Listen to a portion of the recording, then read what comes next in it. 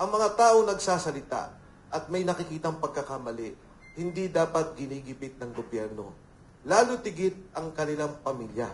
Alam ko, excited kayong lahat na mag-react ako doon sa nangyaring raid ng NBI. Yes. Actually, si Mr. Flores, I was here last Wednesday. Tuesday ba? Friday. Friday. Yes. I was here Friday. Nag-brunch kami. Oo, kasi pala nagkaroon kami ng miscommunication. Yes. There was supposed to be a forum like this at hindi natuloy. So sabi niya, pumunta ka ng Wednesday. Sabi ko, sayang, Mr. Flores, meron pa naman akong ipapalabas. Sabi niya, please, wag mo naman ilabas. Ilabas mo na lang when we have this today. When we guest you as one of our speakers for the Pandesal Forum. Yun nung nangyari dito sa raid na nangyari sa amin, actually, I apologize but I cannot react. Kasi po ito yung advice, hindi ko naman to kaso eh. Ito yung advice nung abogado ng aking asawa. If it was just me, wala akong problema. I would have reacted. No? Less that I'd be sub judice kung meron ng court case.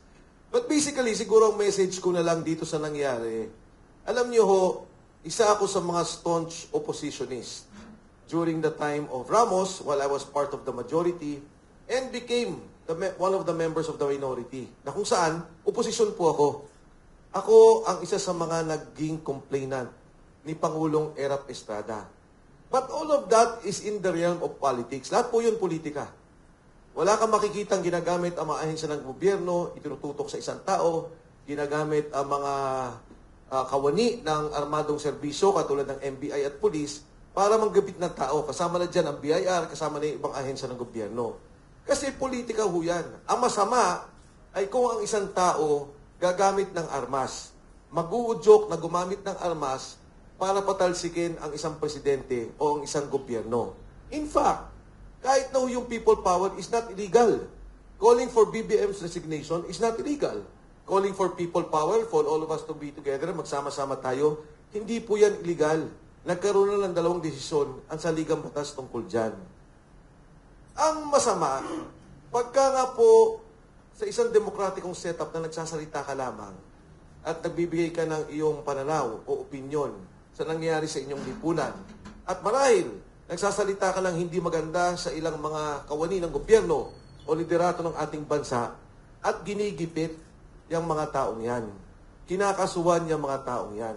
Yan po ang hindi maganda. Katunayan, sinabi ko nga sa kanila, alam nyo nung panahon ni Era, bagamat ang isa ako sa pumirma ng impeachment, matapos ang impeachment, ako ang una niyang kausap. Ako ang nag-ayos para ilipat siya sa veterans. Ako din ang nag-ayos para magkaroon siya ng hospital arrest. At that time, nag-uusap kami ni Pangulong Era pagka meron siya pangangailangan.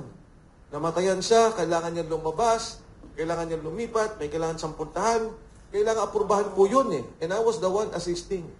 And during the last months of the term of President Gloria Macapagal Arroyo, ako po kasama ang ilang liderato sa simbahan ang nag-ayos nung kanyang absolute pardon.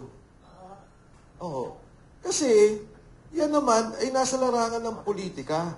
At bilang pagrespeto na dati siyang Pangulo ng ating bansa, bilang pagrespeto, hindi naman namin kailangan magdiinan. Hindi naman namin kailangan maggipitan ng isa't isa. Ngayon sa hanay namin na Wilson, siguro lahat kami may kaso na eh. Kahapon lang nakatanggap ulit ako. 2 kaso na final ni former Secretary Anyo and former Senator Trillanes. 5 cases. Kaya kayo, pag nagla-live kayo sa akin ngayon, makakasama kayo sa ma-filean. Kasi yun lang ang kaso ko. Nag-live ako nung magsalita yung 18 Marines. So, ang aking mensahe, alam niyo ho, ang mga tao nagsasalita at may nakikitang pagkakamali, hindi dapat ginigipit ng gobyerno. Lalo tigit ang kanilang pamilya. There are parameters in a fight. Kahit na saang gera, kahit na nga po sa totoong gera, may Geneva Protocol. Ang pamilya, ang pangkabuhayan, hindi sinasama ang mga taong hindi dapat isama. Ang dapat na awayan sa politika ay yung mali. And the government has all the resources Andyan sa kanya ang media outlets, meron siyang sariling government outlets, meron siyang writers, meron siyang mga manunulat, meron siyang social media, may pondo siya, in fact, may mga trolls siya. Ang dali-dali niyang i-overwhelm ang mga nagsasalita laban sa kanya.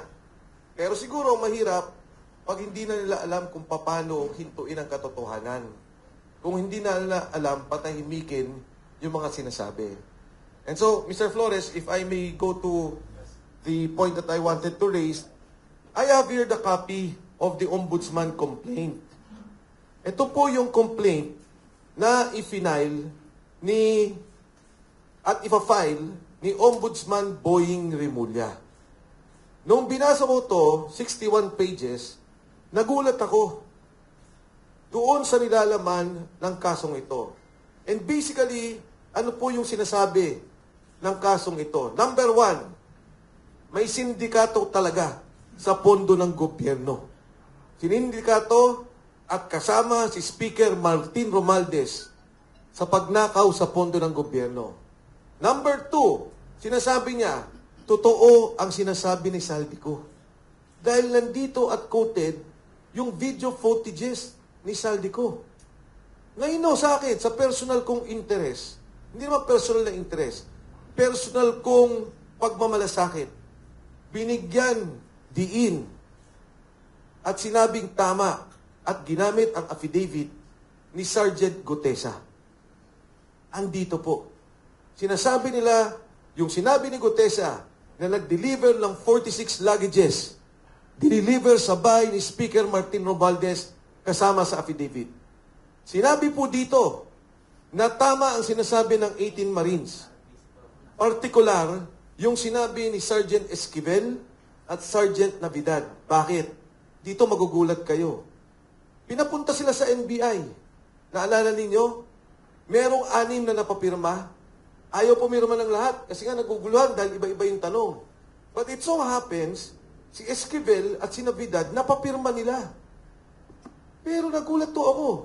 Yung NBI na yon na pinirmahan ni Navidad at Esquivel ang ginamit sa kaso ng delivery ng pera kay Speaker Martin Romualdez. At sinabi pong nakalagay dito na ang mga bahay ni Martin Romualdez sa Forbes Park, sa McKinley Road, ay bagsakan ng pera. So, ang una niya sinabi, may nakawan ng pera, ito ang katotohanan, at nang meron kayong skema ng pagnanakaw ng pera, at sinabi niya na may personal knowledge ang mga nag-deliver na pera in the person of Sergeant Gutesa, Sergeant Esquivel, and Sergeant Navidad. At ano pa hong sinabi? Ang mga taong to, katulad ng sinasabi namin dati, walang personal na interest. They have no interest. In fact, they are subjecting themselves to personal danger. Nakalagay po dito, wala silang interest, wala silang kinita dito, at ipinapahamak pa nila ang kanilang sarili. Maaaring magkakaso o yung personal na kanilang seguridad.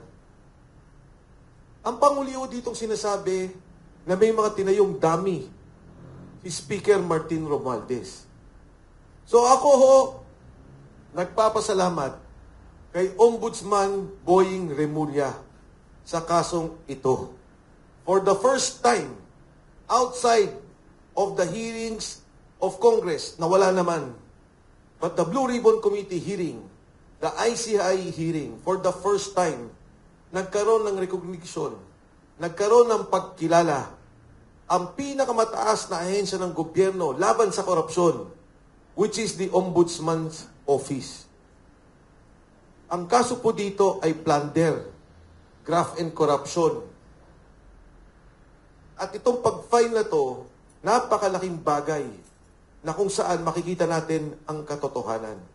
So, hindi ko mapakita mismo yung may pirma dahil baka mapahamak naman yung mga taong involved. Pero 61 pages po to at nasa page ko mismo.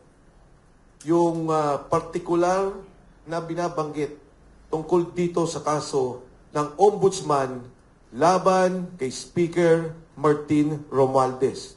Plunder, non-bailable, at makukulong at maiipit ang lahat ng bank accounts ni Speaker Martin Romualdez. Thank you po. Naka-file na yan? Dapat to, ipa-file to ngayon sa Wow. aking pagkakalam. Ngayong araw? Ngayong Wow. araw. Wow. Pero hintayin po natin. But this was a product of the special field report na ginawa po nila.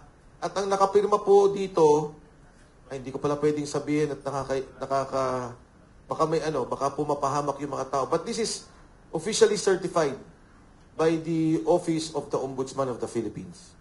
Wow. Mas marami kayong balita, mas accurate kayo sa mga ibang politiko natin.